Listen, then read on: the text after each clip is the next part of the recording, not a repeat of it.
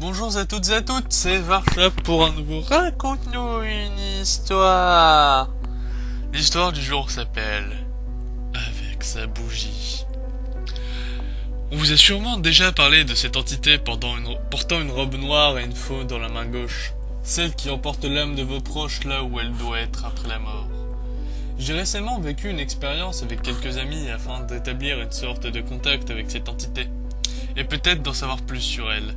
Cela devait être une séance de spiritisme normale, avec un verre et des lettres de Scrabble agrémentées de quelques fous rires, qui nous feraient passer une bonne soirée.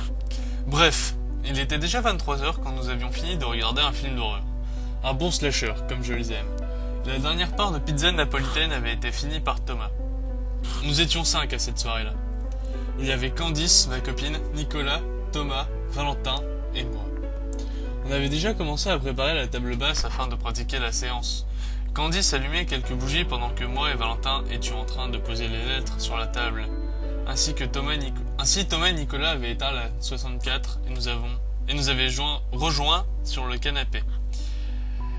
La séance commença sans trop de soucis. On avait tous posé nos doigts sur le verre et ainsi avions chacun posé une question sans réponse concrète de la part de la mort, mis à part le fait que Thomas avait bougé le verre en faisant croire qu'elle était là. Bref, la soirée se passait plutôt bien au début, et tout le monde rigolait de bon cœur. Puis vint le tour de ma copine. Elle posait une question parfaitement anodine, pour ne pas paraître grossière. C'était à la base une fille très discrète qui n'aimait pas attirer l'attention des autres. Si vous existez, faites signe. Vous savez déjà que la mort n'aurait pas fait plus de signes que si on se serait mis nu en dansant la polka. Bizarrement, l'atmosphère changea aussitôt de ton. Les conversations s'éteignirent pour laisser place au silence total. La température chuta rapidement et je fus obligé de me lever pour aller augmenter le chauffage de quelques degrés. Le téléphone sonna brièvement 2 coups, comme si on venait d'arriver et qu'on voulait prévenir l'autre que tout s'était bien passé. Il n'y avait pas de numéro sur l'historique et le silence devenait pesant. C'est à ce moment que j'ai décidé d'entamer une conversation pour calmer les esprits fatigués et angoissés de mes amis.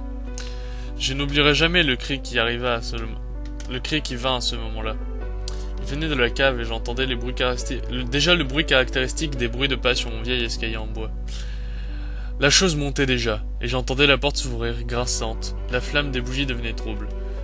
C'est en regardant la mine déconfite de mes amis que je l'ai vue passer dans le couloir. Elle portait une bougie allumée, et sans nous regarder, passa son chemin dans le couloir. Personne n'osa bouger quand j'ai dû leur dire ce que j'avais vu.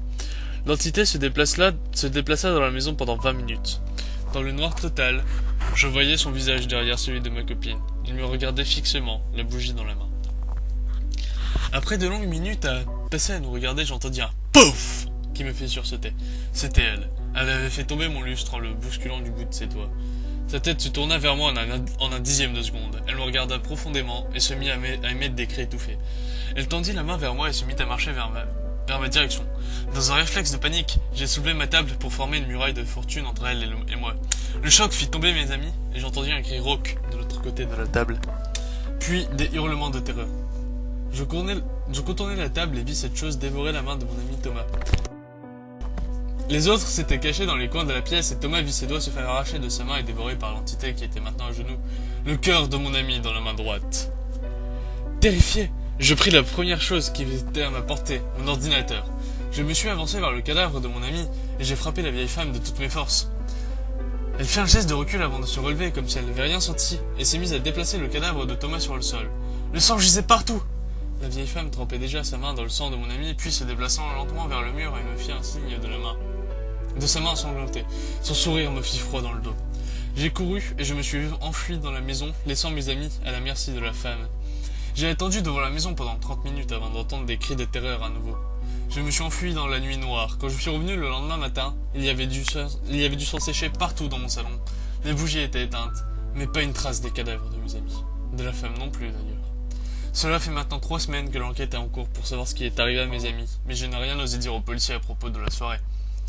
J'écris ceci depuis l'ordinateur avec lequel j'ai frappé la vieille dame. Avec des stickers partout sur le capot pour cacher le sang séché. Mais retenez ça, il ne faut jamais provoquer la mort. Merci d'avoir suivi, et à bientôt pour une prochaine creepypasta.